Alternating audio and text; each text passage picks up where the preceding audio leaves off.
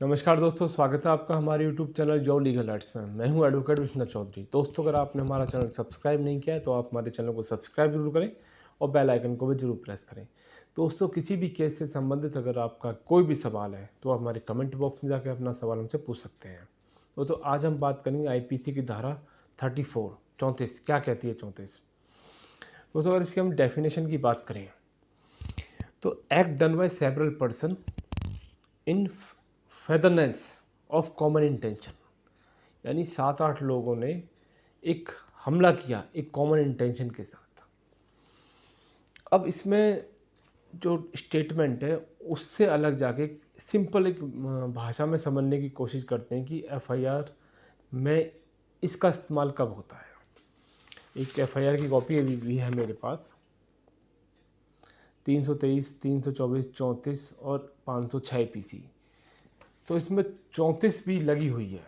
अब इस 34 में लगाने का क्या मोटिव है?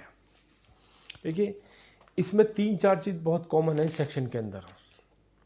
सबसे बड़ी बात है कि इसमें कॉमन इंटेंशन है, कॉमन प्रिपरेशन है और कॉमन ऑब्जेक्ट है यानी टारगेट है।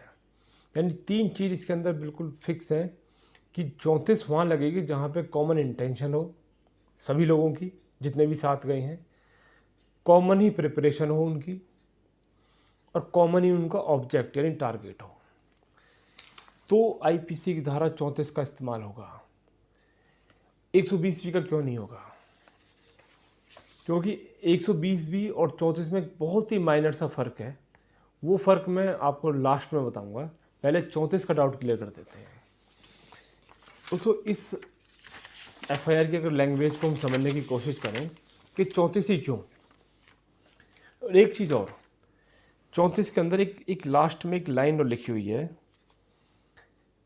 Act in the same manner as if it were done by him alone, यानी उन सब ने ऐसे कार्य किया हो जैसे एक अकेला आदमी कर रहा हो। ये 34 की परिभाषा है।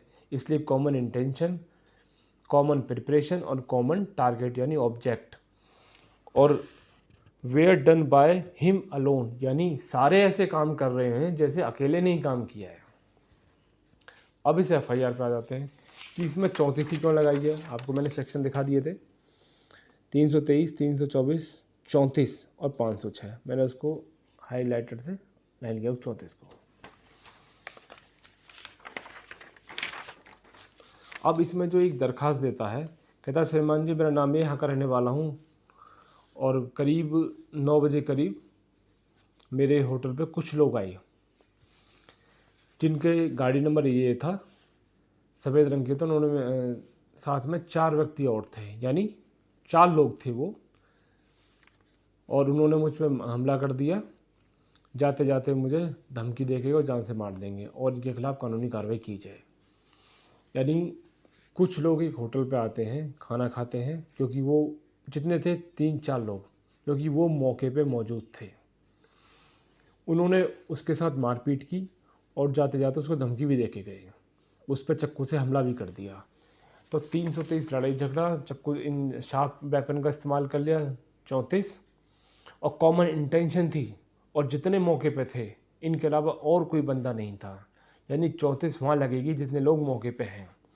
अगर पीछे से कोई और काम कर रहा है तो 120 भी प्लानिंग भी सेक्शन ऐड होगा, फिर 34 ऐड नहीं होगी उसमें, फिर 120 भी लग जाएगा। तो 34 के अंदर मौके पे होना बहुत ज़रूरी है। इस FIR के अंदर जिन्होंने झगड़ा किया था प्रिपरेशन से, सब ने मिलकर कहा इसको मारते हैं, ये हमसे बदतमीजी कर रहा है।